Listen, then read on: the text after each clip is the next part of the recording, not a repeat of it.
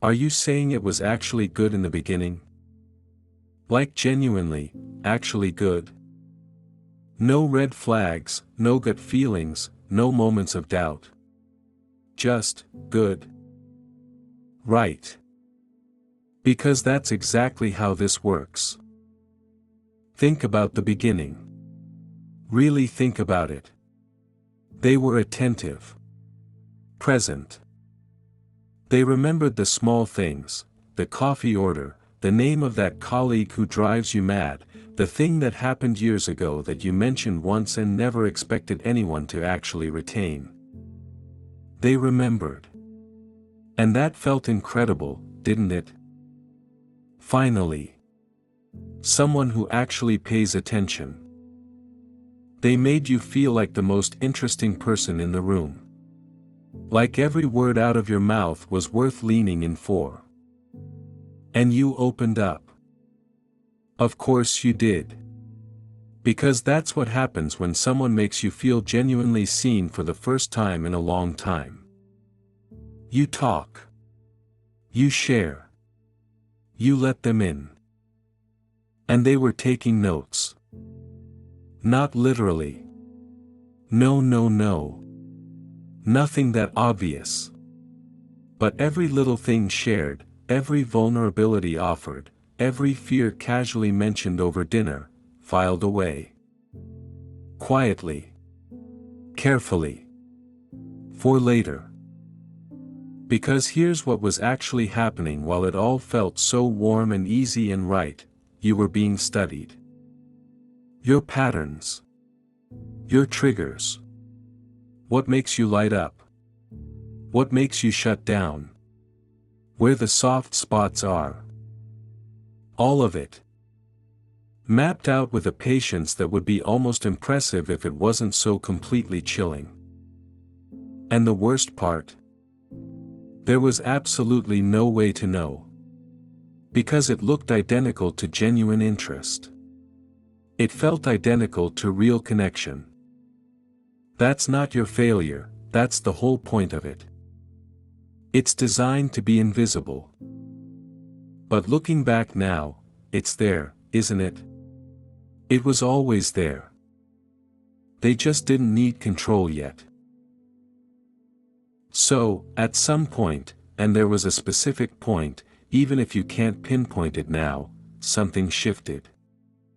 Barely. Almost invisibly. Like a dial turned one single notch in a direction that didn't quite feel right but wasn't wrong enough to call out. And you noticed it. Of course you noticed it. You just didn't know what to do with it yet. Maybe they said something about someone close to you. Casual, almost throwaway, but with just enough edge that you felt it. Right there, in your stomach. And you didn't say anything because everything else was still so good, so warm, so exactly what you'd wanted for a long time. So you let it go. Filed it under, probably nothing. Gave them the benefit of the doubt because that's what you do when you care about someone. Classic.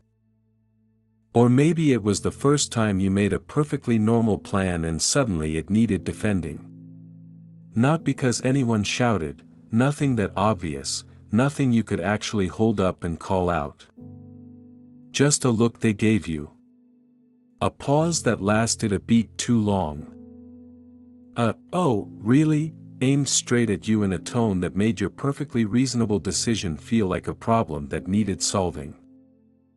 And you felt it immediately, that sudden uncomfortable urge to explain yourself. So you did. You justified a decision that needed absolutely no justification, to someone who had absolutely no right to one. But you did it anyway because it felt easier. Less friction. Less awkwardness. And you told yourself that was just you being mature. Being the bigger person. They noted that about you. Immediately. Carefully. Enthusiastically. Because that moment, the moment you explained yourself when you didn't have to, that was your answer to their question. And the question was devastatingly simple: will you push back or will you move? That's it. That's all they needed to know. And you moved. Quietly, reasonably, with the absolute best intentions in the world, but you moved. And they felt it. Every inch of it. To them that was a green light. Not a yellow, not a maybe, not a proceed with caution, a full, clear, bright green light. And here's the thing about green lights: nobody stops at a green light. Nobody pauses and thinks, should I?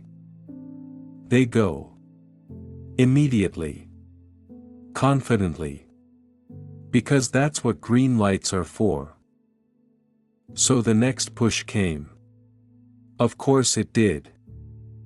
Slightly different angle this time, slightly more confident, slightly less careful, because why would they be careful? You showed them the ice holds. So they took another step onto it.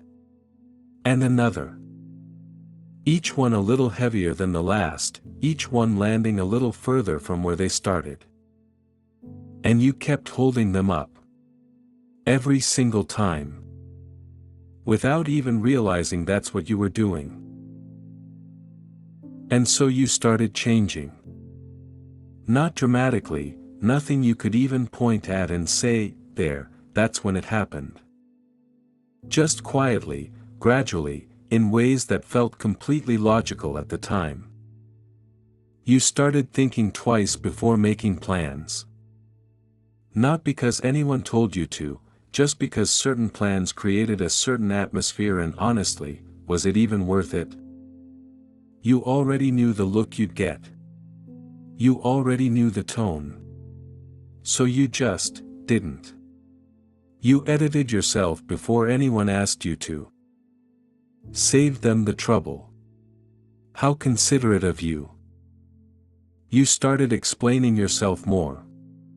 Justifying decisions that needed no justification, to someone who deserved no justification. And every single time you did that, you handed something over without realizing it. A little more ground. A little more space. A little more of yourself quietly surrendered in the name of keeping things smooth. And they didn't have to ask for any of it. That's what's so infuriating about this part. There was no demand, no ultimatum, no obvious pressure. Just you, voluntarily making yourself smaller. Voluntarily taking up less space. Voluntarily becoming easier to manage. And easier to manage was exactly what they were waiting for. They just didn't need control yet. But you were building it for them anyway. And this is where it gets really interesting. Because by this point you'd already done most of the work for them. You'd already adjusted. Already shrunk. Already built the habit of putting their comfort above your own instincts. And all they had to do, all they actually had to do, was step into the space you'd cleared for them. So they did. And suddenly the pushes weren't so subtle anymore. The comments got a little sharper. The moods got a little heavier. The silences got a little longer and a little more deliberate. And every time you felt that discomfort, every time something landed wrong and you opened your mouth to say something about it, somehow, within minutes, you were the one explaining yourself. Again. You were the one justifying your reaction. Again. You were the one apologizing for having a feeling. Again. Remarkable, honestly. Truly remarkable. And the confusion you were carrying by this point, that permanent, exhausting, suffocating, am I overreacting, that followed you around everywhere, that wasn't accidental. You were being kept off balance on purpose. Because a you that's confident and clear and certain of your own reality is a you that's very difficult to manage.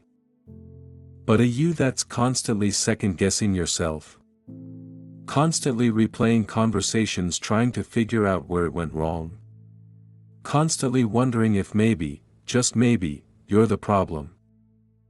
That version of you is exactly where they needed you. And they put you there. Deliberately. Patiently. With a smile on their face. Think about a puppet, and before you say anything, yes, that's exactly what this was. Not because you're weak. Not because you're stupid. But because the strings were attached so gradually, so carefully, so lovingly almost, that by the time they were pulling them you'd completely forgotten you weren't moving on your own. Every adjustment you made, every boundary you quietly dropped, every time you swallowed something that deserved to be said out loud, another string. Attached so gently you never felt it go on. And now here you were.